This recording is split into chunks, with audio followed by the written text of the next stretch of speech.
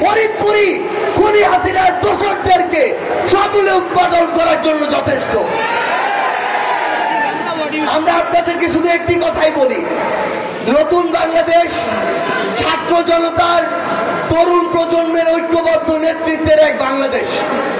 এই বাংলাদেশে যারা ভালো কাজ করবে আমরা তাদেরকে ভালো বলবো, কিন্তু যারা ক্ষমতার নামে ক্ষমতায় টিকে থাকার জন্য মানুষের রক্ত আর জীবনকে বিন্দুমাত্র মূল্য দেয় না, তাদেরকে আমরা বাংলাদেশের মাটিতে আর দেখতে চাই না। এই খুনি হাসিনা ওই পার থেকে বলে তার বিরুদ্ধে 200-250 মামলা হয়েছে, তার জন্য নাকি আরো 200-250 খুন করা জায়েজ।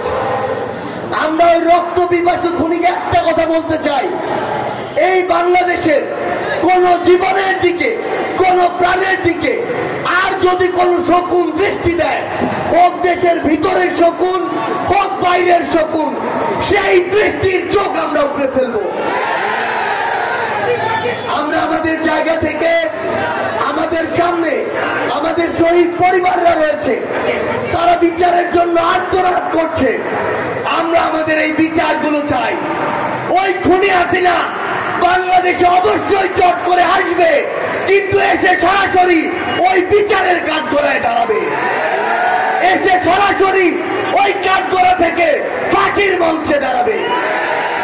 আমরা আমাদের জায়গা থেকে একটি স্পষ্ট কথা বলতে চাই, আমাদের এই বাংলাদেশে অবশ্যই যৌক্তিক সময় নির্বাচন হবে, কিন্তু তার পূর্বে এই খুনি হাসিনা যে আমাদের সিস্টেমগুলোকে ধ্বংস করে দিয়েছে, সেই সিস্টেমগুলোর একটি সংস্কার করতে হবে। আমাদের এই বাংলাদেশ আর কোন নতজানু পররাষ্ট্রনীতিতে বিশ্বাস করে না। আমরা চোখে চোখ রেখে আমাদের পররাষ্ট্রনীতি ঠিক করব। পৃথিবীর যে কোনো পরাশক্তি যদি বিন্দুমাত্র চিন্তা করে যে তারা বাংলাদেশকে ডমিনেট করে কোনো পররাষ্ট্রনীতি নির্ধারণ করবে, আমরা বলি সেই পররাষ্ট্রনীতি আমরা ছুঁড়ে ফেলে দিব। আমরা আমাদের জায়গা থেকে আপনাদেরকে একটি আহ্বান জানাই, আমরা জুলাইয়ের ঘোষণাপত্রের কথা বলেছি, আপনারা রক্ত দিয়ে জীবন দিয়ে এই অভ্যুত্থানকে সফল করেছেন। এই অভ্যুত্থান সংবিধানের একটি গুরুত্বপূর্ণ জায়গায় স্বীকৃতি থাকতে হবে। আহত যোদ্ধারা তাদের স্বীকৃতি এই ঘোষণাপত্রে থাকতে হবে। যেই প্ল্যাটফর্মকে সামনে রেখে ফ্যাসিস্ট বিরোধী পুরো বাংলাদেশ ঐক্যবদ্ধ হয়েছিল, সেই বৈষম্য বিরোধী ছাত্র আন্দোলন, এই প্ল্যাটফর্মের নাম স্বর্ণাক্ষরে ওই ঘোষণাপত্রে থাকতে হবে।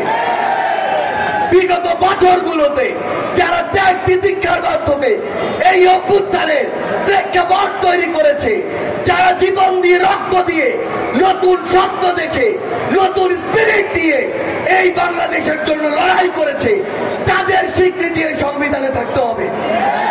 আমরা আমাদের জায়গা থেকে স্পষ্ট করে একটি কথা বলি, আমাদের এত রক্তের জীবনের বিনিময়ে যেই আমাদের এই অভ্যুত্থান এবং সংগ্রাম, এই অভ্যুত্থানের স্পিরিটের আমাদের শব্দগুলোর ওই ঘোষণাপত্রে লিপিবদ্ধ থাকতে হবে।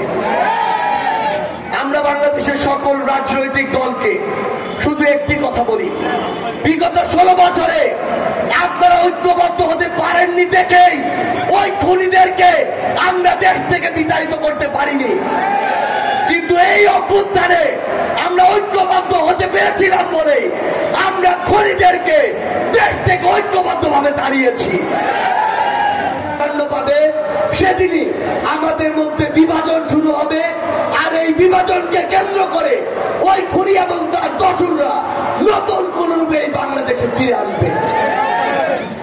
আমরা ফরিদপুরকে, সংগ্রামী ফরিদপুরকে, রক্তক্ষয়ী এই যুদ্ধের অগ্রনায়ক ফরিদপুরকে শুধু একটি আহ্বান জানিয়ে রাখতে চাই, এই ফরিদপুর যতদিন ফ্যাসিস্ট বিরোধী খুনি হাসিনার বিরুদ্ধে একটি ঐক্যবদ্ধ শক্তি থাকবে, ততদিন বাংলাদেশের আর কাউকে লাগবে না এই বৃহত্তর ফরিদপুরি খুনি হাসিনাকে প্রতিরোধ করার জন্য যথেষ্ট।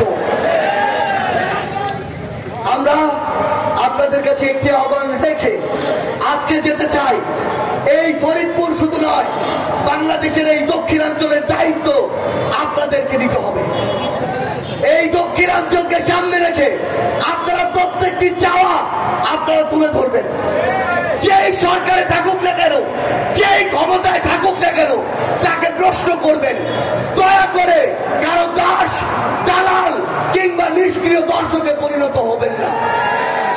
আমাদের এই সংগ্রাম, আমাদের এই লড়াই, 24-এর অভ্যুত্থানের এই স্পিরিট আমাদের মধ্যে চালু থাকুক। যতদিন আমার সামনে থাকা এই তরুণ প্রজন্ম এই লড়াইয়ের সামনের সারিতে থেকে নেতৃত্বে থাকবে, ততদিন আমাদেরকে কেউ আমাদের যে সামনের পথ, আমাদের যে চলার পথ, সেই পথ থেকে বিচ্যুত করতে পারবে না। এই বৃহত্তর ফরিদপুর